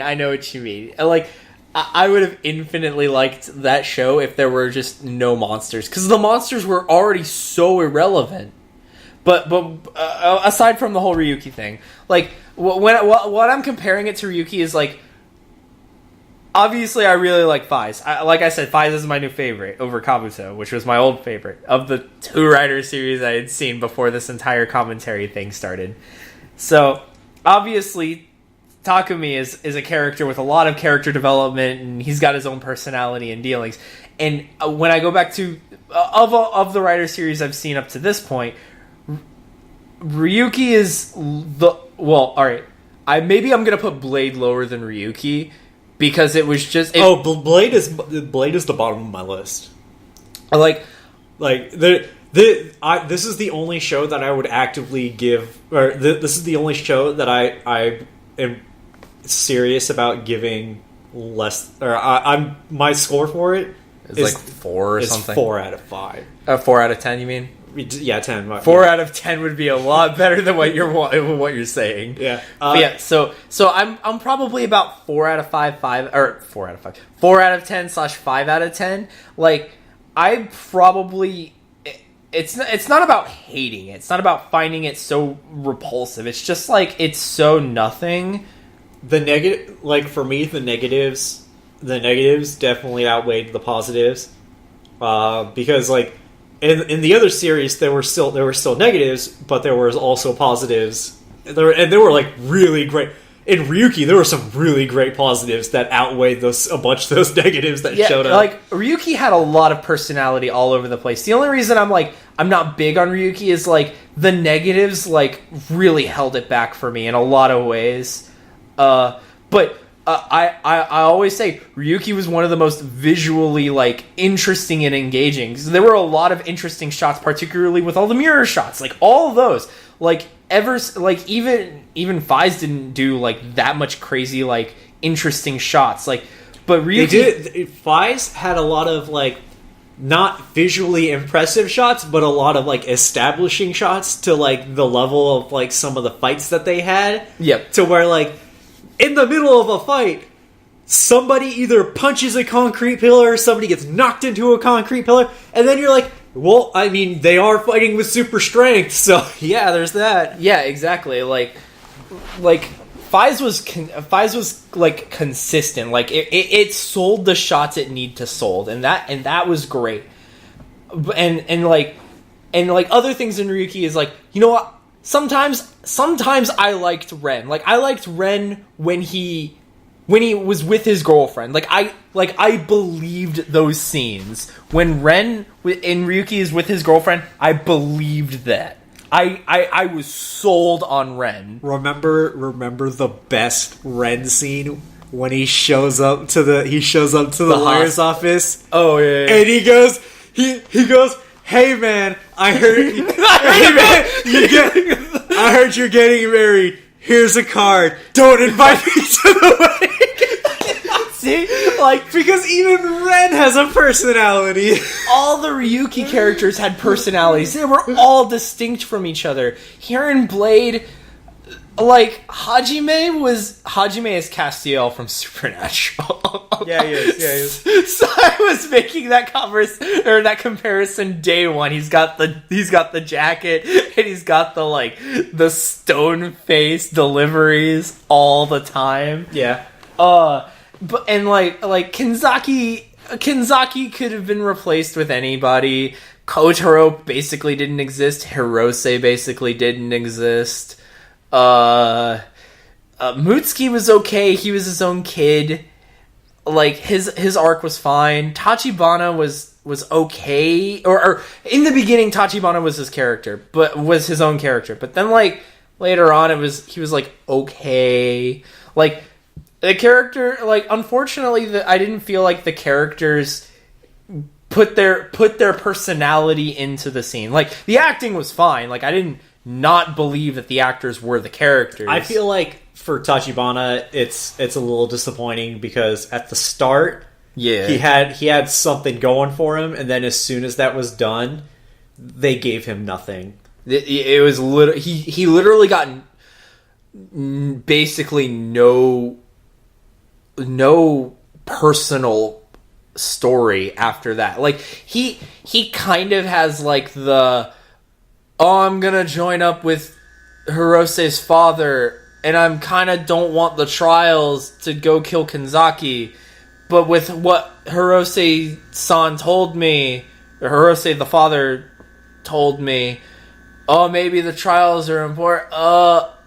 He was like Athrin Zala in Gundam Seed Destiny, but like not as bad. Yeah, like that's an unfair comparison. Alan hasn't seen it, so he probably doesn't. So he definitely doesn't know what I'm talking about. But for all 10 people that have actually watched Seed Destiny and suffered with me, you know what I'm talking about.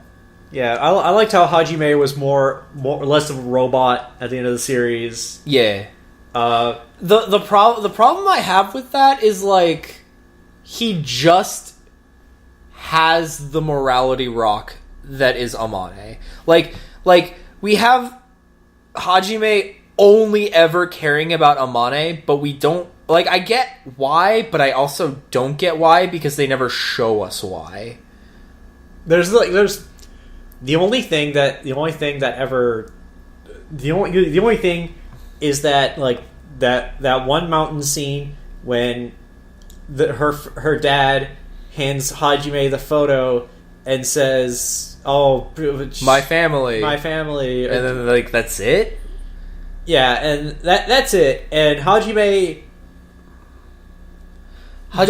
my best explanation is that the only reason Hajime protects the family at first is because, I guess, out of a sense of obligation, because the husband gave him a direction to go when he didn't know where he was going.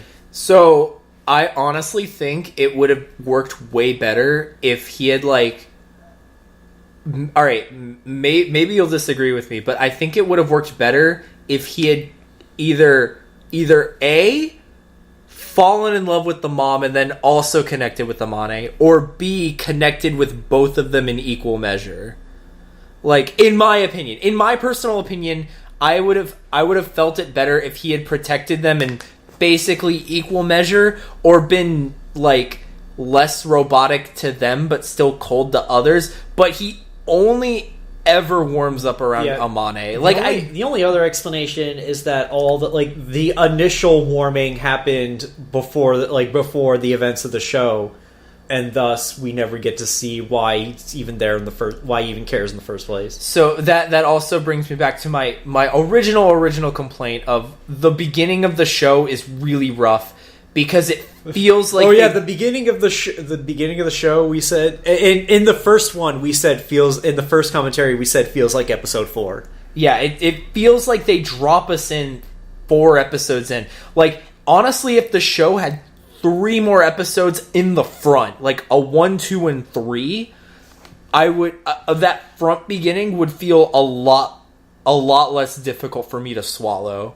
Because once it got going, I was fine with it. But like that beginning was just like I'm sitting there after the 3rd episode, after our first like sit down, because we watched these in 3 episode blocks, and I at the end of the 3rd episode I go, I have no idea what's going on. Like I knew what was going on, but the thing that helps that like the thing is like there are cards that they start the show already having that aren't the ace cards, and Hajime has like a shoot one or an arrow one in it, like that he starts with. If we had gotten like a fucking starting episode where like he shows up to the house, doesn't even like we don't even have to know why he shows up. We just shows up to the cafe, and then he's talking, or then we get the scene where his the mom is talking to him, and then lets him stay because we did get a flashback of like the mom going like, he just showed up, and then after I saw him and then talked to him, I was like, I just offered him the room because he didn't give off any bad feelings. Then we get a scene where it's like, it doesn't even have to be that fucking Amane does anything. It's just I would have wanted the scene where an undead goes to attack Amane, and then while Hajime just happens to be around, and then he goes, as she's about to be attacked, he blocks the attack and goes, I don't know what this feeling is, but I don't know what this feeling is, but I feel that I should protect her, or something like that. Yeah, anything like that. But the whole I don't know, we just don't get something like that, and I guess we're supposed to infer it, but sometimes it is better to tell us rather than... We're already a few steps up the stairs by the time we realize that we're even climbing the stairs. That's basically where we're at. Yeah, and unfortunately, I really do think the show would have been better off had it had those first couple of steps. Like, showing Kenza... Like... The whole Tachibana might be a traitor thing literally comes episode 2 or some shit like that, remember? It shows up in episode 2 because they have camera footage of Tachibana arguing with the chief and then kidnapping him. Yeah. And it's like, but by episode 2 we still don't really have a grasp of who Tachibana or Kenzaki are, and we're already supposed to be invested in their feud. Unfortunately, we don't, because we've literally known these characters for half an hour. 20 minutes from the first episode, 10 minutes from this episode. The first half of the second episode or something like that. Like, we've barely known the characters for a total screen time of an hour. Less than that. And we're supposed to, like, be invested into, like, this whole, like... this entire, like, rivalry. I guess we're supposed to be, like, more drawn to the mystery of what's going on, but, like, the rivalry is what gets the majority of the focus and screen time, particularly when, like, they're fighting in the beginning, and Tachibana is like, oh, you don't know anything about the rider system when he's dying and all that stuff. And it's like... Just tell him. Just tell him. That's all. Just talk. Yeah, just tell him, but then he just fucks off. I don't know if anyone understands this by now, but fucks off is just our code for exit the scene. Yeah. Also, we used to, like, I feel like in earlier commentaries, we did used to harp a lot of just talk. Yeah. Blade is the, like, out of... Oh, it's worse than Fi's. No, by comparison to everything else, it's not... No, there's only one scene where I actively... Or there's only 2 scenes where I actively said just talk, and there was no problems after that. The first one was when fucking Tachibana was like, you don't know about the rider system, and then it's like, well, obviously Kenzaki doesn't know about the rider system because you didn't fucking tell him. And the other one is the antibody one. Like, we need to get the antibody to protect or to save the little girl's life. We need to get the antibodies. Every other writer series had it as a worse problem, but it was never like in Blade. It's never really like in every other writer series. It's not really a kryptonite though. It was just like, there were some scenes where it's like, why don't you just tell him? Like, I don't know. Blade definitely stumbles in the beginning. I feel like it was strongest around the middle. Yeah, there was a lot going on in the middle. Yeah, like the middle part, like I want to say like 10 to 30 was when I was most invested. Probably around then. Because by 10... Now I've got the characters figured out, you know, between each other. We have the villains that we liked. Mm-hmm. Our second flying businessman. Oh yeah. Oh yeah. Oh my god, you know what? I legitimately forgot about Matrix Businessman. Oh my god, I forgot about Agent Smith. Agent Smith was the best villain in the show. Holy crap. Oh my god. Like, and that's only because every villain after him is too generic. Oh, that's super. Yeah. Oh, are you talking about in this show? I'm like, I thought you meant like future writer series. Oh, like, no, there's no way, dude. Nothing will beat X8's villain. I love that guy so much. He's so great. Like, yeah, the villains here are just whatever. Like the super evil business guy. Who the peacock? He was the peacock, right? Yeah, he's the peacock. Peacock Jack. Because he was the Jack of Spades for Blade's evolution form. He's the Jack of Diamonds. Jack of Diamonds? Yeah, he's the Jack of Diamonds. I thought. No, you're right. Tachibana was Peacock. Yeah, and Blade is like Phoenix or some bullshit. Blade is that stupid fucking hawk thing. That it's a hawk. Yeah, that hawk thing that is super best butt pals with Chalice. Oh, you're right. You're right. Okay, but yeah, like the middle of the show is definitely when I was most invested because like things were happening and the characters were getting their developments. We met Mootski, we met Shima, and we got the Jack form. That was that was in the first third, or that was in by episode 30-ish or so. 32 is when they got King form. Right. Like, all the way, I want to say all the way up until the Joker stuff started happening is when I was most invested. Like, everything from Tachibana's girlfriend dying to Joker doing things, to Hajime turning into Joker. That's about when I was most invested. That's when I cared the most. And it's kind of unfortunate because, again, I really do feel like the show peter out at the end. Maybe not as bad as it could have, but it definitely did feel like whatever. Like, I guess my biggest complaint about Blade is that it was just kind of blandish. Like, again, the characters didn't really do much to differentiate themselves in my eyes. Like, Kenzaki was just the nice guy. Tachibana was just another guy. Mootski was just an insecure kid. Hajime was just not human.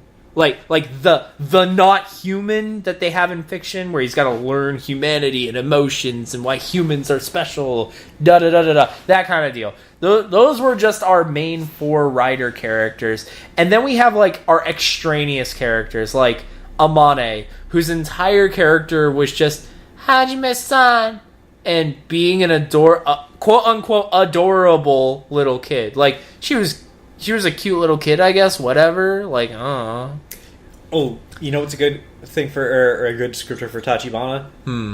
He's the guy that needed to loosen his tie in the show. He needed to loosen his tie the entire show. Yeah, but he doesn't really get that kind of moment. Like, he's the uptight character, but his uptight moment was his girlfriend dying. Oh man, remember that time Mootski was just like, I don't have such a fucking punk. Oh god. Oh, just that line, I don't have a reason to fight like you do. I don't have a dead girlfriend. Like you. Wow, like Tachibana wanted the dead girlfriend. Oh man, it's so great. Wow, Mootski. Like, I get Mootski's character, but like he was just, I don't know. He was just maybe. I feel like if Mootski wouldn't have actually said that if he wasn't under the influence of the fucking of being a little because Mootski was super timid and stuff. I don't know. I guess I feel like Mootski is an interesting character to connect with if you're like 15 or whatever. But as a 25-year-old, I'm not interested in his like insecure, born in the darkness bullshit. like I'm like, oh yeah, you got. I was like, dude, it's stupid, and you're like, no, it's probably not that stupid that they say the thing. See, that's really serious. I was like, no, you haven't seen the stupid part yet. I was okay with accepting Mutsuki when he was kidnapped, but it's like he was kidnapped when he was like 1. I'm like, there's no fucking way he remembers this. If literally I would have been more acceptant of his like maybe not born in the darkness bullshit. If he was like still a timid, scared person, if he was like 8 when he got kidnapped. Oh, you know what would have been great? If he was like, I wouldn't have cared if they had stuck with the Born in the darkness. Born in the darkness, kidnapped as a baby thing. If it led to like, if it following that more stuff happened to him as opposed to like just the one time he was kidnapped. Oh, like his entire life was shit. And then he lives like with this upper middle class family that like everything's going great. He's on the basketball team. He's got a girlfriend. Yeah, like his life's not even that bad. He's doing better in high school than I did. Like what the hell? Like if his entire life up to that point had been shit, I would have definitely been more invested in his Born in the Darkness bullshit. Like he could have still had a girlfriend and everything. It's the little details that matter, and Blade didn't really give me a lot of little details. It gave me the whole. It gave me an entire slice of bologna and not a sandwich. No, here's what it did. It's like a honey bunches of oats, but they took out everything but the oat clusters. Yeah, it's like they give you the. It's like it's like you said. It's like if a character is an entire thing, but Blade here just stripped away everything except like the main part of the thing. Yeah, like I said, in my bologna sandwich, like a bologna sandwich with mustard and lettuce and bread. But here, Blade, all they gave me was just a slice of bologna on a plate. They gave you the whole bologna. They gave me all the bologna. Not even some fucking milk to swallow it down. Our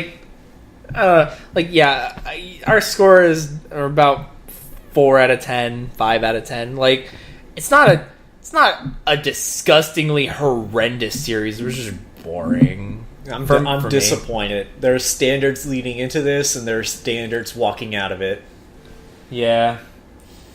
Like even without comparing it to other Rider series, as just like a show, there were plot holes that probably shouldn't have been ignored for the sake of it's a kids show, or there were everything about the remote card near the end. It should just not have existed. Just should have not have existed. Yeah, remote should just not have been a thing. There were episodes that they straight didn't need.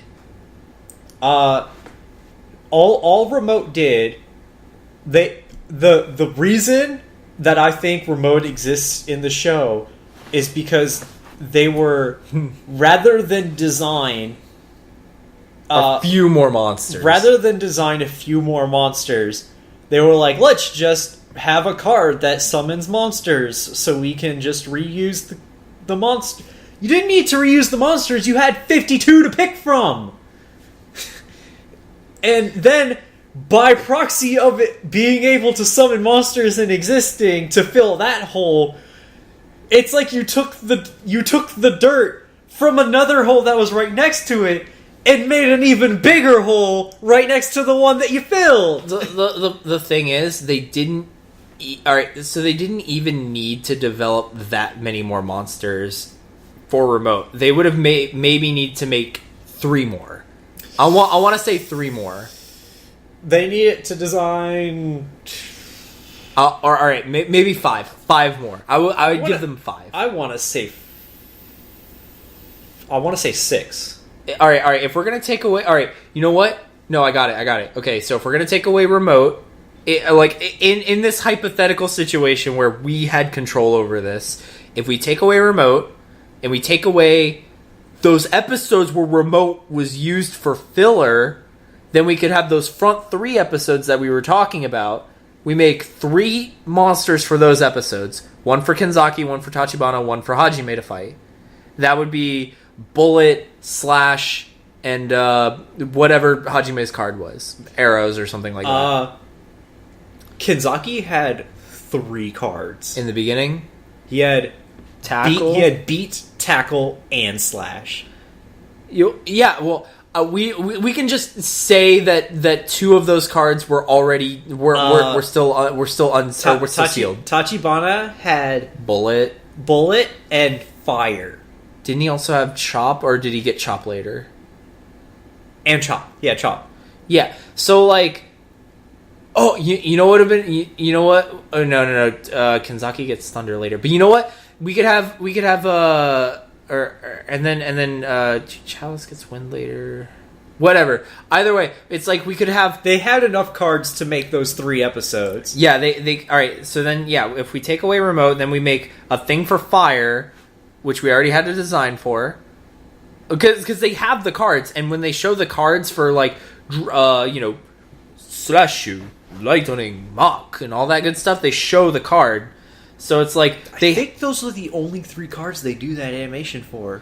No, they did it for Chalice's Spinning Dance, Drill, which is Drill, Wind, and Float, and then they also do it for the Burning Divide, the Gemini, Fire, and Drop. Because I don't remember. They don't do it that often. I don't remember the shoot and the. They don't do it for everything, but they do it for Spinning Dance, Burning Divide, and Lightning Sonic, which are their 3 main finishers. Oh no! Burning Divide. When they did that, they didn't do the bit where the cards turned into the monsters. They just had the graphics be a little animated when he did it. Like the image on the card would wiggle a little bit or some bullshit.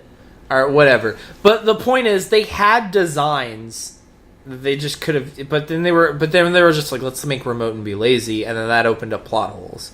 But like, yeah. So if we take away, like, I'm fairly certain we could find 3 episodes where Remote was used for no reason, and we could just take those episodes away and fill them in with something else. Yeah. All right. In our unfortunately hypothetical Blade that we are in charge of the writing for, a lot of things would have been rewritten. Whew. Oh man, if I had made changes, I would have all sorts of things. Yeah, I wouldn't even if I were to make changes, I would just want to see. I would just want to make not. I wouldn't even have gone as far as to make it a better show by like getting rid of the remote monsters and then fucking front loading it with like 3 more episodes. I would have just made the tweak that they just had the happy ending where they remoted one of the monsters that wouldn't have attacked people that would have been friends with, and then Hajime could have stayed. And Hajime and Kenzaki could have stayed. And then they could have had the cool final battle. The final battle could have been the cool final battle against the king guy who beats the shit out of Tachibana. And then Kenzaki and Hajime show up, and then they're like, well, we've already... It's like, well... He's like, well, we're going to take you out. And it's like, what about the fucking Joker thing? Oh, we already had that figured out. And then we get the scene at the end after the battle where they go back to Jacaranda and everybody's hanging out, including Shima and maybe the Queen Girl are there. And they're like, oh man, good thing we came up with that plan. Good thing we came up with that good-ass plan. Yeah, it's like, I don't know. Whatever. Blade was okay. All right, but now we're going to dive into Hibiki next. Neither of us, or I haven't seen it, obviously, and Hibiki is the only Rider series up to this point that Alan has not seen. In the Heisei series. In the Heisei series from, Kuga onwards. He hasn't seen any of the old ones. I definitely need to go watch those because they seem more like my thing. Yeah, I can't wait. All I know about Hibiki is I have read a review about it where it says at the end of the show it just kind of shits the bed. Don't worry, we already have experience with shit in the bed at the end. Oh boy. Alright, well, till next time, guys.